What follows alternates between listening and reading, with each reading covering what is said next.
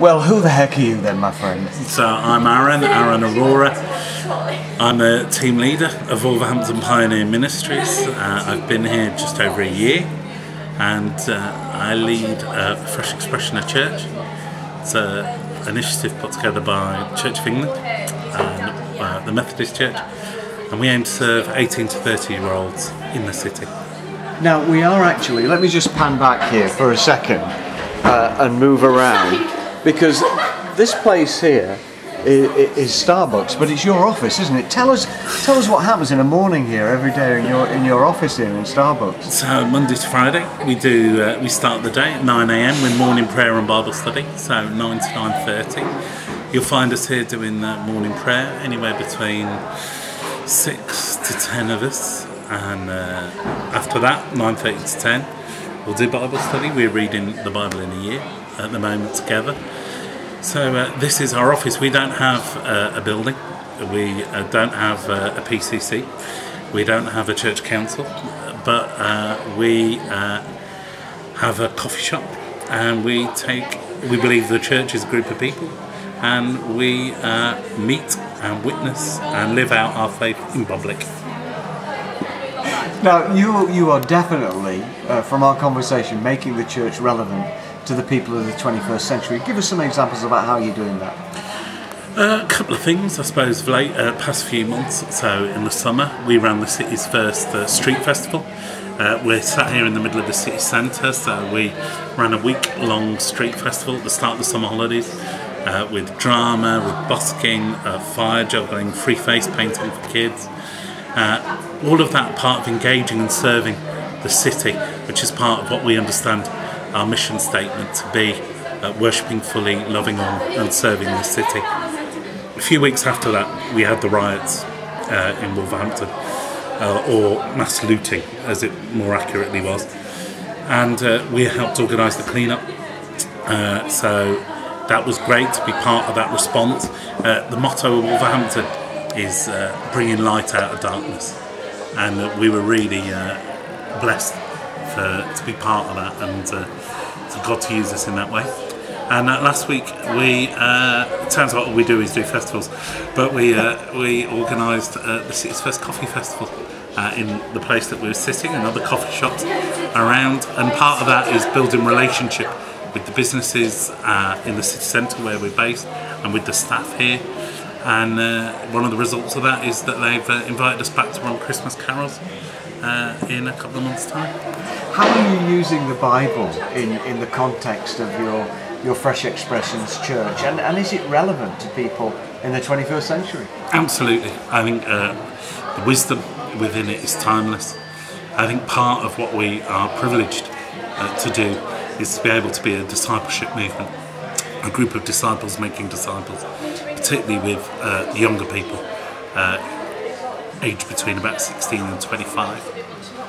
So enabling them how to understand their Bible, how to read their Bible, how to handle their Bible is a key part of who we are.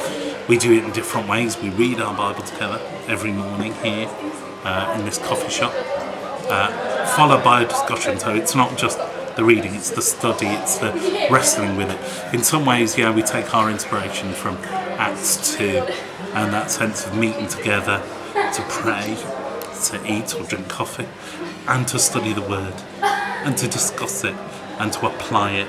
And you're doing this publicly? Yeah, absolutely. I mean, that's the point. There's no point, doing all of that in a closed room. The Holy Spirit's come, no need to hide. Don't need to do that anymore. Do you get people participating? Yeah, we get some interesting responses coming back. We had a fella here a while ago who, in the midst of our morning prayer, just for our Bible study, reacted during our prayers. We were saying the Lord's Prayer together. There was about 10 of us, so it was quite loud. And he started responding by effing and jeffing a bit. And in between, after we finished prayers and just before we did Bible study, went over to him, said, "Hey, how you doing? Sorry if we're disturbing you. Could I buy a coffee, buy a cake?" But he was with his partner, and she was there saying, "Oh, don't mind him. I told him you've got every right to be in here and to be doing that." And speaking to him, he said, this guy was in his mid-late 20s, and he said, "Sorry, mate, it's the first time I've heard 10 people say a prayer together, it was a noise that I'm not used to. Turns out I'd never been into a church. And part of his thing was that, haven't these people got churches to go into to do all this? And part of our response was, you know what, no we haven't. And this is our church. And we're here, and that's part of our deal. That's absolutely amazing. I think it's wonderful. Okay, so the Bible's relevant. You're willing to talk about it, discuss it in public. Let me ask you this then. How do you go about, how can I use the word, proclaiming, preaching? Is preaching dead to you, or do you have a different way of doing it?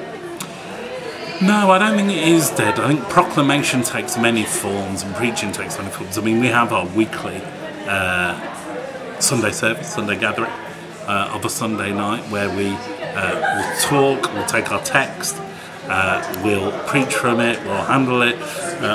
Our illustrations are more YouTube than kind of anecdote. So we try and recognise the culture into which a lot of our young people live and work and operate, and try and incorporate that into how we then explore and understand the Bible. So we'll do it in that traditional fashion in terms of proclaiming it in that way, but also in terms of living it out.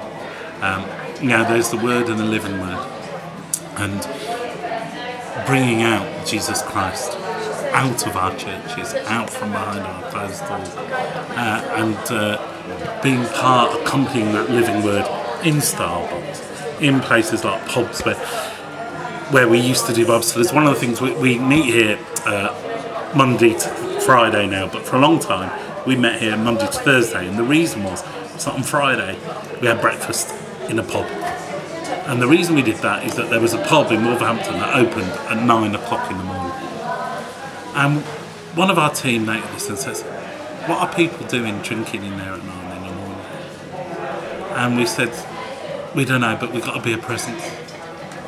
And so we went in there, we had breakfast, we got the Bibles out, we did a Bible study, and we built relationship. And that was proclaiming. Final question, my friend. What do you think is the biggest problem with Britain at the moment? Is Britain broken? And if so, what's the biggest challenge we've got as a nation? I think Alistair McGrath wrote a piece in the Church Times not so long ago where he quoted a Czech poet who talked about the new opium of the people being the lure of unaccountability. The lure of unaccountability. And I think that's probably the biggest issue, the fact that people feel that they can do as they wish and will never be called to account, that they live without reckoning, that they can do as they wish without consequence other than if they can get away with it, they can, and they will. And that sense of a disregard for anything other than their own self-interest. We see that lived out corporately in the scandals in Parliament, in the newspapers, in the riots, in all these various things that have happened. But actually, the real scandal is that this is happening in people's hearts. And that attitude that's so insidious that the new atheism backs up and gives credence to, that's the biggest challenge. Sir, thank you so much for your time in this interview, and may God richly bless you. And every blessing to you as you continue your talk. Thank you, sir.